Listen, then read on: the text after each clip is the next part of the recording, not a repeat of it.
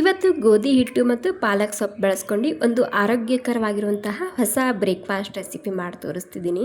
ಈ ರೆಸಿಪಿ ಅಂತೂ ನೀವು ಎಲ್ಲೂ ನೋಡೂ ಇರಲ್ಲ, ಹಾಗೆ ಮಾಡೂ ಇರಲ್ಲ. ಮಕ್ಕಳಿಗೆ ಟಿಫಿನ್ ಬಾಕ್ಸ್ಗೆ ಸೂಪರ್ ಆಗಿರುತ್ತೆ ಈ ರೆಸಿಪಿ. ನಾನಿಲ್ಲಿ ಒಂದು ಸ್ವಲ್ಪನೇ ಪಾಲಕ್ ಬೇಯಿಸ್ಕೊಂಡು ಇಟ್ಕೊಂಡಿದ್ದೆ ಮೊದಲೇ. ಅದಕ್ಕೆ ಒಂದು ಸ್ವಲ್ಪ ನೀರು ಹಾಕೊಂಡು ಸ್ಮೂತಾಗಿ ರುಬ್ಕೊಂಡು ತೊಗೊಂಡಿದ್ದೀನಿ. ನಂತರ ಇಲ್ಲಿ ಗೋಧಿ ಹಿಟ್ಟು ಹಾಕೊತಿದ್ದೀನಿ. ಇಲ್ಲಿ ಗೋಧಿ ಹಿಟ್ಟು ಎಷ್ಟು ಹಾಕೋಬೇಕಂದ್ರೆ, ನಾವಿಲ್ಲಿ ಪಾಲಕ್ ಪ್ಯೂರಿ ಮಾಡ್ಕೊಂಡಿದ್ದೋ ಅಂದರೆ ಈ ಪಾಲಕ್ ಪೇಸ್ಟ್ ಮಾಡ್ಕೊಂಡಿದ್ದೋ ಅದಕ್ಕೆ ನೋಡ್ಕೊಂಡು ನೀವಿಲ್ಲಿ ಈ ಹಿಟ್ಟನ್ನ ಹಾಕೋಬೇಕಾಗುತ್ತೆ. ರುಚಿಗೆ ಬೇಕಾದಷ್ಟು ಉಪ್ಪನ್ನ ಹಾಕಿ ಇದಕ್ಕೆ ನಾರ್ಮಲಾಗಿ ಚಪಾತಿ ಹಿಟ್ಟು ನಾದ್ತೇವಲ್ಲ ಅದೇ ರೀತಿ ಇದು ಕೂಡ ನಾದ್ಕೊಂಡು ತಗೋಬೇಕು. ಸೊ ಒಂದ್ಸಲ ನೀವು ಖಂಡಿತ ಟ್ರೈ ಮಾಡಿ ನೋಡಿ. ಮಕ್ಕಳು ನಿಮಗೆ ಮತ್ತೆ ಮತ್ತೆ ಬೇಡ್ತಾರೆ, ಅಷ್ಟು ರುಚಿಯಾಗಿರುತ್ತೆ, ತುಂಬಾ ಹೆಲ್ದಿ ಆಗಿರುತ್ತೆ. ಮಕ್ಕಳಿಗೆ ಫ್ಯಾನ್ಸಿಯಾಗಿ ಬೇಕಾಗಿರುತ್ತೆ ರೆಸಿಪಿ, ಹಾಗೆ ತಾಯಂದಿರಿಗೆ ಹೆಲ್ದಿಯಾಗಿರಬೇಕು ಅಂದ್ಕೊಂಡೇ ಇರ್ತೀವಲ್ವ. ಸೊ ಅಂಥ ಟೈಮ್ನಲ್ಲಿ ಈ ರೆಸಿಪಿನ ನೀವು ಒಂದು ಸಲ ಟ್ರೈ ಮಾಡಿ ನೋಡ್ಬೋದು. ಓಕೆ ನೋಡಿ, ಇವಾಗ ಹಿಟ್ಟನ್ನ ಹಾಕ್ಕೊಂಡು ನಾನು ಸೈಡಿಗೆ ಎತ್ತಿಟ್ಕೊತಿದ್ದೀನಿ. ಇಲ್ಲಿ ಸ್ಟಫಿಂಗ್ಗೆ ನಾನಿಲ್ಲಿ ಪನ್ನೀರ್ ಹಾಕ್ಕೊಂಡಿನಿ ತುರಿದು, ಹಾಗೆ ಕ್ಯಾರೆಟು, ಹಾಗೆ ಒಂದು ಅರ್ಧ ಕ್ಯಾಪ್ಸಿಕಮ್ ಹಾಕ್ಕೊಂಡಿನಿ. ಅದ್ರ ಜೊತೆಗೆ ರುಚಿಗೆ ಬೇಕಾದಷ್ಟು ಉಪ್ಪು ಹಾಕ್ತಿದ್ದೀನಿ. ಇವಾಗ ಇದಕ್ಕೆ ಹೋಮ್ ಮೇಡ್ ಪ್ಯೂವರ್ ಆಗಿರುವಂತಹ ಮಸಾಲೆ ಖಾರ ಹಾಕ್ತಿದ್ದೀನಿ, 1-2 ಚಮಚ.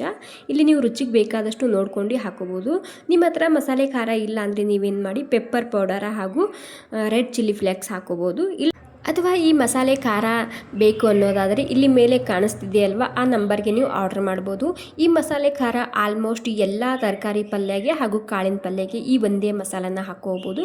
ಮನೆಯಲ್ಲೇ ಮಾಡಿರುವಂತಹ ಪರಿಶುದ್ಧವಾದ ಹಾಗೆ ಉತ್ತರ ಕರ್ನಾಟಕದ ಪ್ರಸಿದ್ಧ ರೆಸಿಪಿ ಈ ಮಸಾಲೆ ಖಾರ.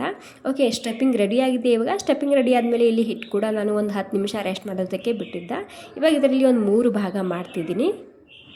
ಇವಾಗ ಏನಿಲ್ಲ, ನಾರ್ಮಲಾಗಿ ನಾವು ಚಪಾತಿ ಯಾವ ರೀತಿ ಲಟ್ಟಿಸ್ಕೊಂಡು ತೊಗೊತೀವಲ್ಲ ಅದೇ ರೀತಿ ಇದು ಕೂಡ ಲಟ್ಟಿಸ್ಕೊಂಡು ತೊಗೋಬೇಕು. ಜಾಸ್ತಿ ತೆಳ್ಳಗೆ ಲಟ್ಟಿಸ್ಕೊಬಾರ್ದು, ಸ್ವಲ್ಪ ದಪ್ಪನೇ ಇದನ್ನು ಗೋಧಿ ಹಿಟ್ಟು ಹಚ್ಕೊಂಡು ಮೊದಲಿಗೆ ರೌಂಡಾಗಿ ಲಟ್ಟಿಸ್ಕೊಂಡು ತೊಗೊತಿದ್ದೀನಿ. ಮತ್ತು ಈ ಹೋಮ್ ಮೇಡ್ ಮಸಾಲ ಖಾರ ನೀವು ಆಲ್ಮೋಸ್ಟ್ ಎಲ್ಲ ತರಕಾರಿ ಪಲ್ಯಗೆ, ಕಾಳಿನ ಪಲ್ಯಗೆ ಹಾಗೂ ಸೊಪ್ಪಿನ ಪಲ್ಯಗೆ ಎಲ್ಲದಕ್ಕೂ ಈ ಒಂದೇ ಮಸಾಲನ ಹಾಕೋಬೋದು. ಇದು ನಮ್ಮ ಉತ್ತರ ಕರ್ನಾಟಕದಲ್ಲಿ ಮಾಡುವಂತಹ ಸ್ಪೆಷಲ್ ರೆಸಿಪಿ. ನಮ್ಮ ಗುಲ್ಬರ್ಗ ಸೈಡ್ನಲ್ಲಿ ಈ ಮಸಾಲ ಒಂದೇ ಬಳಸೋದು, ಇದನ್ನು ಬಿಟ್ಟು ಬೇರೆ ಯಾವುದೇ ಮಸಾಲ ಬಳಸೋದಿಲ್ಲ. ಓಕೆ ನೋಡಿ, ಇವಾಗ ಇಲ್ಲಿ ನಮ್ಮದು ರೋಟಿ ಕೂಡ ರೆಡಿಯಾಗಿದೆ. ಇದಕ್ಕೆ ಇವಾಗ ನಾನು ಈ ಸ್ಟಫಿಂಗ್ನ ಹಾಕ್ತಿದ್ದೀನಿ. ಇಲ್ಲಿ ಈ ಸ್ಟಫಿಂಗ್ನ ನಿಮಗೆ ಎಷ್ಟು ಬೇಕಷ್ಟು ಈ ರೀತಿ ತೆಳ್ಳಗೆ ಹಾಕೋಬೋದು. ನಂತರ ಇದನ್ನು ಈ ರೀತಿ ರೂಲ್ ಮಾಡಬೇಕಾಗುತ್ತೆ, ಅಂದರೆ ಈ ರೀತಿ ಸುತ್ತಬೇಕಾಗುತ್ತೆ ಅಷ್ಟೇ. ನೋಡಿ, ಈ ರೀತಿ ಟೈಟಾಗಿ ಇದನ್ನು ಸುತ್ತಬೇಕು. ಸುತ್ತಿದ ಮೇಲೆ ಈ ರೀತಿ ಸ್ವಲ್ಪ ಚಾಕು ತೊಗೊಂಡು ಕಟ್ ಮಾಡ್ತಿದ್ದೀನಿ ಸೈಡ್ನಲ್ಲಿ. ನಂತರ ಒಂದೊಂದು ಇಂಚ ಇಲ್ಲಿ ಈ ರೀತಿ ಮತ್ತೆ ಕಟ್ ಮಾಡ್ಕೊಂಡು ತೊಗೋಬೇಕು ಅಷ್ಟೇ. ತುಂಬ ಸುಲಭವಾಗಿ ಮಾಡ್ಕೋಬೋದು. ಇಲ್ಲಿ ನೀವು ಈ ಹಿಟ್ಟು ಮತ್ತು ಈ ಸ್ಟಫಿಂಗ್ ರಾತ್ರಿಯೇ ರೆಡಿ ಮಾಡಿ ಇಟ್ಕೋಬೋದು. ಬೆಳಗ್ಗೆ ಮಕ್ಕಳ ಟಿಫಿನ್ಗೆ ಈ ರೀತಿ ಮಾಡಾಕ್ಬೋದು. ಅವ್ರಿಗೆ ಕೂಡ ತುಂಬ ಇಷ್ಟ ಆಗುತ್ತೆ, ಮತ್ತು ನಮಗೂ ಕೂಡ ತುಂಬ ಹೆಲ್ದಿ ಆಗಿರುತ್ತೆ ಅಲ್ವಾ. ಸೊ ಇದಕ್ಕಿಂತ ಬೇರೆ ರೆಸಿಪಿ ಬೇಕಿಲ್ಲ ಅಂತ ಹೇಳ್ಬೋದು, ಅಷ್ಟು ರುಚಿಯಾಗಿರುತ್ತೆ. ಓಕೆ ನೋಡಿ, ಇವಾಗ ಎಲ್ಲನೂ ಇದೇ ರೀತಿ ನಾನು ರೆಡಿ ಮಾಡಿ ಇಟ್ಕೊತಿದ್ದೀನಿ. ಇಲ್ಲಿ ಸೈಡ್ನಲ್ಲಿ ನಾನು ಹಂಚು ಕೂಡ ಬಿಸಿ ಮಾಡೋದಕ್ಕೆ ಇಟ್ಟಿದ್ದೀನಿ. ಇವಾಗ ನೋಡಿ, ಈ ರೀತಿ ಸ್ವಲ್ಪ ಜಾಸ್ತಿನೇ ತೆಳ್ಳಗಿರಲಿ, ದಪ್ಪ ಇರಬಾರ್ದು. ಇದೇ ರೀತಿ ಎಲ್ಲನೂ ರೆಡಿ ಮಾಡಿ ಇಟ್ಕೋಬೇಕು. ಅದೇ ರೀತಿ ನಾನು ಇನ್ನೊಂದು ತೋರಿಸ್ತಿದ್ದೀನಿ ನೋಡಿ. ಈ ರೀತಿ ಮೇಲೆ ಸ್ಟಫಿಂಗ್ನ ಹಾಕೋಬೇಕು. ಇಲ್ಲಿ ನಿಮಗೆ ಸ್ಟಫಿಂಗ್ ಎಷ್ಟು ಬೇಕಷ್ಟು ಹಾಕೋಬೋದು. ಮತ್ತು ಈ ರೀತಿ ರೌಂಡಾಗಿ ಇದನ್ನು ಸುತ್ತಬೇಕಾಗುತ್ತೆ. ಹಿಟ್ಟ ಸ್ವಲ್ಪ ಜಾಸ್ತಿ ಸಾಫ್ಟಾಗಿ ನಾದ್ಕೋಬಾರ್ದು. ನಾದುವಾಗ ಒಂದು ಸ್ವಲ್ಪ ಗಟ್ಟಿಯಾಗಿದ್ದರೆ ಈ ರೀತಿ ಸಲೀಸಾಗಿ ರೆಡಿ ಮಾಡ್ಕೊಬೋದು. ನಾವಿಲ್ಲಿ ನಾರ್ಮಲಾಗಿ ಬಾಕರ್ವಡಿ ಮಾಡ್ತೇವಲ್ವ ಅದೇ ವಿಧಾನದಲ್ಲಿ ಇದು ಕೂಡ. ಇಲ್ಲಿ ಮಹಾರಾಷ್ಟ್ರದಲ್ಲಿ ಬಾಕರ್ವಡಿ ಅಂತ ಮಾಡ್ತಾರೆ, ಇದೇ ರೀತಿ ಮಾಡ್ತಾರೆ. ಓಕೆ, ಇವಾಗ ಎಲ್ಲನೂ ರೆಡಿ ಮಾಡಿ ಇಟ್ಕೊಂಡು ನಾನಿಲ್ಲಿ ಹಂಚಿಟ್ಕೊಂಡು, ನಾರ್ಮಲ್ ಚಪಾತಿ ಮಾಡುವಂತಹ ಹಂಚಿಟ್ಕೊಂಡು ನಾನಿಲ್ಲಿ ಒಂದು ಅರ್ಧ ಚಮಚ ತುಪ್ಪನ ಹಾಕಿದ್ದೀನಿ.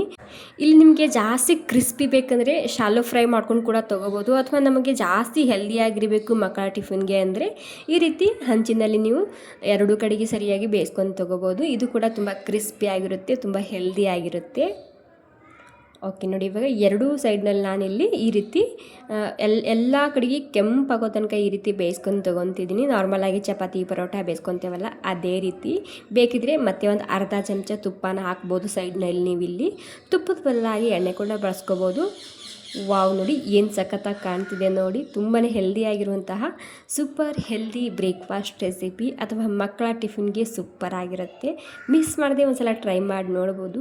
ಮತ್ತು ಈ ರೆಸಿಪಿ ಬಗ್ಗೆ ನಿಮಗೆ ಏನಾದರೂ ಕಾಮೆಂಟ್ ಮಾಡೋದಿದ್ದರೆ ಕಾಮೆಂಟ್ ಮಾಡಿ ತಿಳಿಸ್ಬೋದು. ಓಕೆ, ಈ ಸಿಂಪಲ್ ಹೆಲ್ದಿ ರೆಸಿಪಿ ನಿಮಗೆ ಸ್ವಲ್ಪನಾದ್ರೂ ಇಷ್ಟ ಆಗಿದ್ರೆ ಒಂದು ಲೈಕ್ ಮಾಡಿ. ಹಾಗೆ ಈ ರೆಸಿಪಿ ನೀವು ಏನಂತ ಹೆಸರಿಡ್ತೀರಂತ ನನಗೆ ಕಾಮೆಂಟ್ ಮಾಡಿ ತಿಳಿಸಿ. Thank you.